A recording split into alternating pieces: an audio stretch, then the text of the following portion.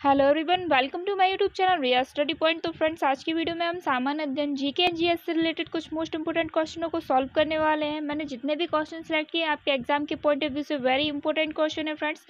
So video में आप last तक बने रहे और वीडियो के लास्ट में आपके लिए एक चैलेंजिंग क्वेश्चन है जिसका आंसर आपको कमेंट बॉक्स में कमेंट करके देना होगा। तो वीडियो को बिना स्किप किए आप लास्ट तक जरूर देखें। तो वीडियो पसंद आता है फ्रेंड्स तो वीडियो को एक लाइक और शेयर जरूर कर दिया करें। तो चलिए आज का वीडियो हम स्टार्ट कर लेते हैं। आज की वीडियो को फर्स्ट क्वेश्चन लेते हैं और फर्स्ट क्वेश्चन है हमारा, क्षेत्रफल के आधार पर विश्व का दूसरा सबसे बड़ा देश कौन सा है। देखिए फ्रेंड्स, जितने भी क्वेश्चन मैं इस वीडियो में लेकर आई हूँ, अगर किसी का भी राइट आंसर आपको पता है तो आप अपने कमेंट बॉक्स में लगा सकते हैं और वीडियो के लास्ट में आप अपना स्कोर भी शेयर कर सकते हैं कि आपने कितने राइट आंसर्स दिए हैं। और फ्रेंड्स, अगर आपको वीडियो अच्छा लगता है तो एक लाइक ज़रूर कर दिया करें। आपके एक लाइक से हम लोग को मोटिवेशन मिलता है। और फ्रेंड्स, अगर आप इसी तरह के वीडियो और चाहते हैं तो आप चैनल को ज़्यादा से ज़्यादा सपोर्ट करें। अगर आप हमारे चैनल पर नए हैं तो चैनल को भी सब्सक्राइब कर लें। और फ्रेंड्स, जितने भी क्वेश्चन लिए हैं मैंने इस वीडियो में सारे ही हम विथ डिटेल के साथ सॉल्व करने वाले हैं फ्रेंड्स। तो बने रहें हमारे YouTube channel Riya study point में। तो क्षेत्रफल के आधार पर विश्व का दूसरा सबसे बड़ा देश जो है वह कनाडा देश है, यानी बी ऑप्शन यहाँ पे हमारा राइट आंसर हो जाएगा। बात करें हम फर्स्ट स्थान की कि क्षेत्रफल के आधार पर पहला स्थान किस देश का आता है तो वो रूस देश है जो कि क्षेत्रफल के आधार पर पहले स्थान पर आता है। और बात करें अगर हम इंडिया की कि जो भारत देश है वह क्षेत्रफल के आधार पर किस स्थान पर है तो जो भारत है यह क्षेत्रफल के आधार पर 7वें स्थान पर आता है फ्रेंड्स। तो आप इसे याद रखेंगे। अब रूस से लगाकर भारत तक का जो क्रमांक है देशों का वो हमें याद रखना है। तो यहाँ पे हम एक एक करके देख लेते हैं कौन सा देश किस स्थान पर आता है, क्योंकि एग्जाम में आपको सीक्वेंस ही से पूछा जाता है। तो फर्स्ट स्थान की बात करें तो पहले स्थान पर है रूस, दूसरे स्थान पर है कनाडा, तीसरे स्थान पर है चीन, चौथे स्थान पर है संयुक्त राज्य अमेरिका और पांचवें स्थान पर है ब्राज़ील, छठवें स्थान पर है ऑस्ट्रेलिया और सातवें स्थान पर है भारत। तो फ्रेंड्स, आप इन सभी को याद रखेंगे। क्वेश्चन नंबर सेकंड है, भारत के लिए नियोजन अर्थव्यवस्था यानी प्लान इकोनॉमी फॉर इंडिया नामक पुस्तक किसने लिखी थी। तो प्लान इकोनॉमी फॉर इंडिया नामक जो पुस्तक है यह सर एम विश्वेश्वरैया ने लिखी थी, यानी जो बी ऑप्शन है यहाँ पे हमारा राइट आंसर हो जाएगा। और जो सर एम विश्वेश्वरैया हैं एक फेमस इंजीनियर थे और 15 सितंबर को इन्हीं के जन्म दिवस के उपलक्ष्य में इंजीनियर दिवस भी मनाया जाता है फ्रेंड्स। तो इतनी डिटेल आप इस क्वेश्चन से याद रखेंगे। चलिए नेक्स्ट क्वेश्चन देखते हैं। क्वेश्चन नंबर थर्ड है, प्रधानमंत्री सचिवालय का नाम बदलकर प्रधानमंत्री कार्यालय कब व किस प्रधानमंत्री के कार्यकाल में किया गया। तो प्रधानमंत्री सचिवालय का नाम बदलकर प्रधानमंत्री कार्यालय 1977 में मोरारजी देसाई के कार्यकाल में किया गया, यानी इसका जो बी ऑप्शन है यहाँ पे हमारा राइट आंसर हो जाएगा। और एक क्वेश्चन और पूछा जाता है यहाँ से कि प्रधानमंत्री के कार्यालय की स्थापना किस सन में हुई थी। तो प्रधानमंत्री के कार्यालय की स्थापना जो है 1947 में हुई थी, तब इसको प्रधानमंत्री सचिवालय कहा जाता था। लेकिन मोरारजी देसाई के कार्यकाल में 1977 में, कब मोरारजी देसाई के कार्यकाल में 1977 में इसका नाम बदलकर प्रधानमंत्री कार्यालय यानी पीएम ऑफिस कर दिया गया। तो फ्रेंड्स, इतनी डिटेल है जो इस क्वेश्चन से आपको याद रखनी है। चलिए नेक्स्ट क्वेश्चन देखते हैं। क्वेश्चन नंबर 4 है, रजिया सुल्तान किसकी बेटी थी। तो रजिया सुल्तान जो है यह इल्तुतमिश की बेटी थी, यानी जो सी ऑप्शन है यहाँ पे हमारा राइट आंसर हो जाएगा। और एक क्वेश्चन और पूछा जाता है यहाँ पे कि भारत की प्रथम महिला शासिका कौन थी। तो रजिया सुल्तान ही भारत की प्रथम महिला शासिका थी। तो आप इनके बारे में यहाँ से इतना याद रखेंगे। चलिए नेक्स्ट क्वेश्चन देखते हैं। क्वेश्चन नंबर 5 है, फसलों के अध्ययन को क्या कहा जाता है। तो फसलों के अध्ययन को एग्रोनॉमी कहा जाता है, यानी जो बी ऑप्शन है यहाँ पे हमारा राइट आंसर हो जाएगा। बात करें हम यहाँ पे पोमोलॉजी की तो पोमोलॉजी जो है फलों के अध्ययन को कहा जाता है। बात करें हम यहाँ पे ऑलेरी कल्चर की तो ऑलेरी कल्चर जो है इसमें सब्जियों के उत्पादन से संबंधित है। बात करें हम फ्लोरिकल्चर की तो फ्लोरिकल्चर में फूलों की खेती से संबंधित है। तो फ्रेंड्स, इन सभी को आप याद रखेंगे, क्वेश्चन इंपॉर्टेंट है। चलिए नेक्स्ट क्वेश्चन देखते हैं। क्वेश्चन नंबर 6 है, ब्राह्मणों पर जजिया कर लगाने वाला दिल्ली का सुल्तान कौन था। तो ब्राह्मणों पर जजिया कर लगाने वाला दिल्ली का सुल्तान फिरोज शाह तुगलक था, यानी जो सी ऑप्शन है यहाँ पे हमारा राइट आंसर हो जाएगा। फिरोज शाह तुगलक कौन था। तो फिरोज शाह तुगलक वंश का तीसरा शासक था जिसने ब्राह्मणों पर जजिया कर लगाया था फ्रेंड्स। तो आप इतना याद रखेंगे इसके बारे में। चलिए नेक्स्ट क्वेश्चन देखते हैं। क्वेश्चन नंबर 8 है, गांधीवादी अर्थव्यवस्था किस सिद्धांत पर आधारित थी? तो जो गांधीवादी अर्थव्यवस्था है यह ट्रस्टीशिप सिद्धांत पर आधारित थी, यानी यहाँ पे जो सी ऑप्शन है हमारा राइट आंसर हो जाएगा। ये गांधीवादी अर्थव्यवस्था सिद्धांत है यह क्या था?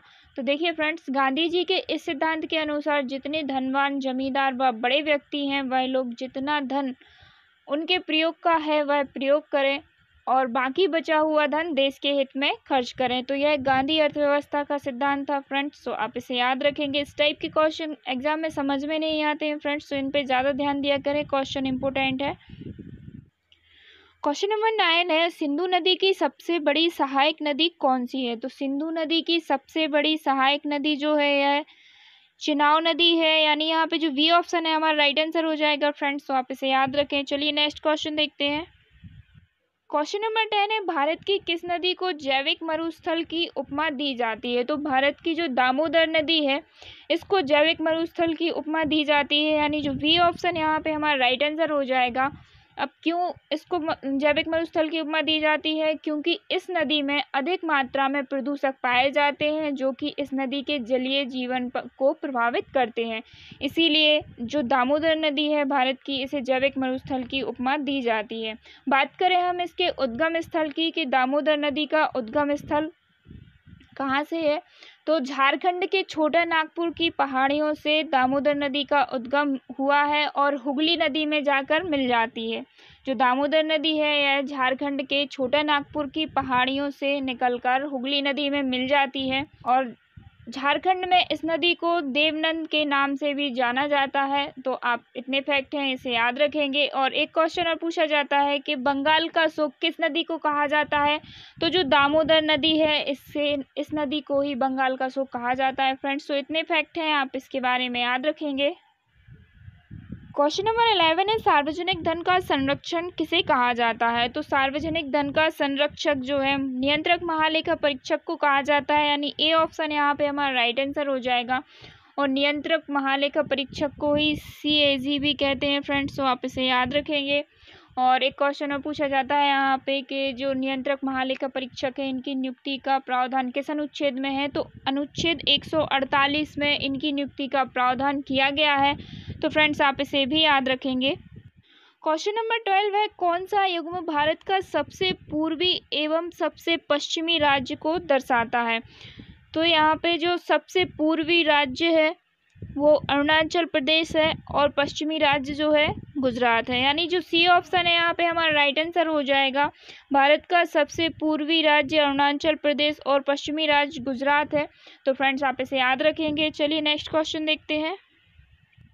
क्वेश्चन नंबर 13 है, राज्यसभा में राज्यों की सीटों का घटते क्रम में सही क्रम क्या है? तो फ्रेंड्स यहाँ पे हमें राज्यसभा में राज्यों की सीटों का घटते क्रम में सही क्रम बताना है। तो यहाँ पे हमारा राइट आंसर हो जाएगा option C, Uttar Pradesh, second Maharashtra, Tamil Nadu, Bihar. और सबसे ज़्यादा राज्यसभा की सीटें किस राज्य में हैं? तो उत्तर प्रदेश में सबसे ज़्यादा राज्यसभा की सीटें हैं। कितनी है? 31। सबसे ज़्यादा राज्यसभा की 31 सीटें उत्तर प्रदेश में है फ्रेंड्स। तो आप इसे याद रखेंगे। चलिए नेक्स्ट क्वेश्चन देखते हैं। क्वेश्चन नंबर 14 है, भारत में DNA फिंगरप्रिंट्स के पिता किसे कहा जाता है? तो भारत में DNA फिंगरप्रिंट्स के पिता जो है लालजी सेह को कहा जाता है, यानी ऑप्शन भी यहाँ पे हमारा राइट आंसर हो जाएगा। लेकिन यदि बात करें कि DNA की खोज किसने की थी, तो DNA की खोज जेम्स वाटसन ने की थी फ्रेंड्स। तो आप इन दोनों को ही याद रखेंगे इस क्वेश्चन से।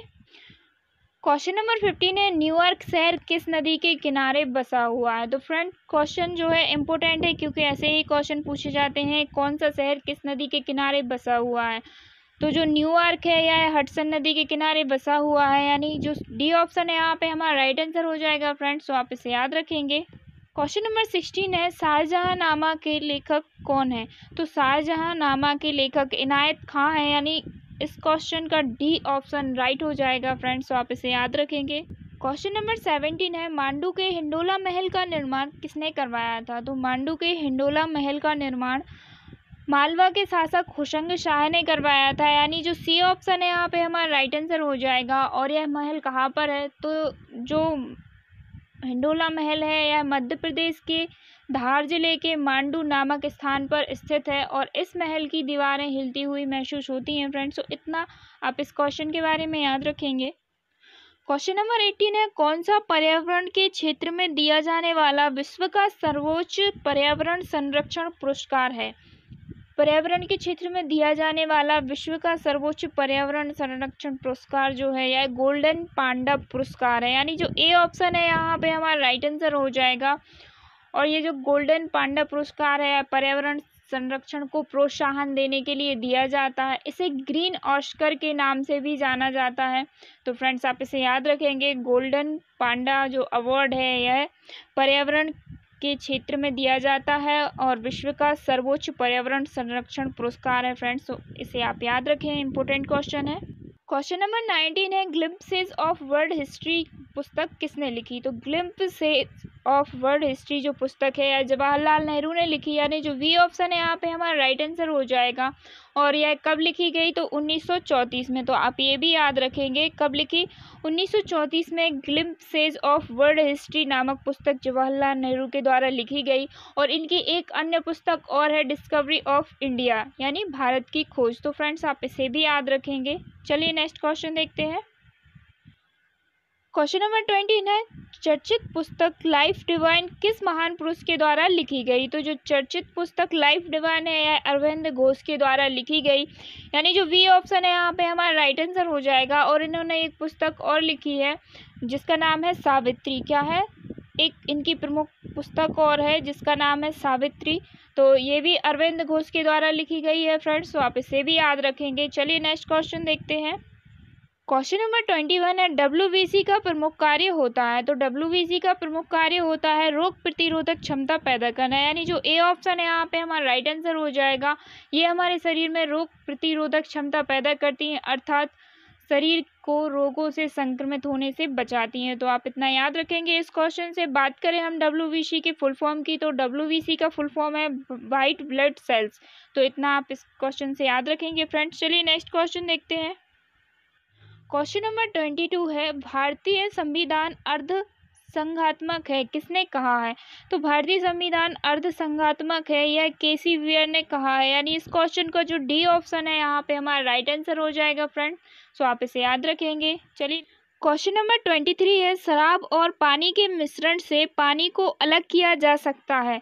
तो यहाँ पे फ्रेंड्स हमें डिफाइन करना है कि शराब और पानी के मिश्रण से पानी को अलग किया जा सकता है, ये किस विधि द्वारा किया जा सकता है? तो शराब और पानी के मिश्रण से पानी को अलग आश्वन विधि द्वारा किया जा सकता है, यानी इस क्वेश्चन का जो वी ऑप्शन है यहाँ पे हमारा राइट आंसर हो जाएगा। तो फ्रेंड्स आप इसे याद रखेंगे। चलिए नेक्स्ट क्वेश्चन देखते हैं। क्वेश्चन नंबर 24 है, दूसरा सबसे बड़ा महाद्वीप कौन सा है? तो दूसरा सबसे बड़ा महाद्वीप जो है यह अफ्रीका महाद्वीप है, यानी जो वी ऑप्शन है यहाँ पे हमारा राइट आंसर हो जाएगा। और देखिए फ्रेंड्स कुल 7 महाद्वीप हैं। कितने? कुल 7 महाद्वीप हैं। तो बात करें हम सबसे बड़े महाद्वीप की, तो सबसे बड़ा महाद्वीप एशिया का महाद्वीप है। दूसरे नंबर का महाद्वीप जो है अफ्रीका का महाद्वीप है। तीसरे नंबर का जो महाद्वीप है यह उत्तरी अमेरिका का महाद्वीप है।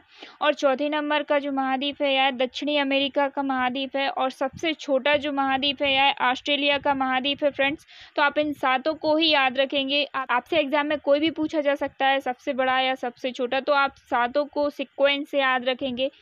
तो आज के लिए बस इतना ही फ्रेंड्स। ये हमारे वीडियो का लास्ट क्वेश्चन है जो कि आपके लिए चैलेंजिंग क्वेश्चन होगा। तो आज का आपका चैलेंजिंग क्वेश्चन है, इटली की राजधानी रोम किस नदी के किनारे बसा है? तो फ्रेंड्स आपके सामने 4 ऑप्शन है, इसका जो भी राइट आंसर है आप अपने कमेंट बॉक्स में लगाएं। और इससे रिलेटेड जो भी डिटेल आपको पता है तो वो भी आप अपने कमेंट बॉक्स में राइट कर सकते हैं। देखने के लिए थैंक यू फ्रेंड्स। आपको वीडियो कैसा लगा आप कमेंट बॉक्स में कमेंट करके बता सकते हैं। अगर आपको वीडियो पसंद आया है तो इसे ढेर सारा लाइक करें, अपने स्टडी ग्रुप और व्हाट्सएप ग्रुप पर वीडियो को ज़्यादा से ज़्यादा शेयर करें। अगर आप हमारे चैनल पर नए हैं तो चैनल को अभी सब्सक्राइब कर लें, बेल आइकन प्रेस ज़रूर करें ताकि आपको हमारे लेटेस्ट वीडियो की नोटिफिकेशन तुरंत मिल सके। और आप इसी तरह के और वीडियो देखना चाहते हैं तो हमारी प्लेलिस्ट पे जाके विजिट कर सकते हैं फ्रेंड्स। और चैनल को ढेर सारा सपोर्ट करें फ्रेंड्स। और अगर आपको वीडियो पसंद आता है तो प्लीज़ शेयर और लाइक ज़रूर कर दिया करें। आपके एक लाइक करने से हमें मोटिवेशन मिलता है। और जल्दी मिलते हैं नेक्स्ट वीडियो में न्यू टॉपिक के साथ। जय हिंद।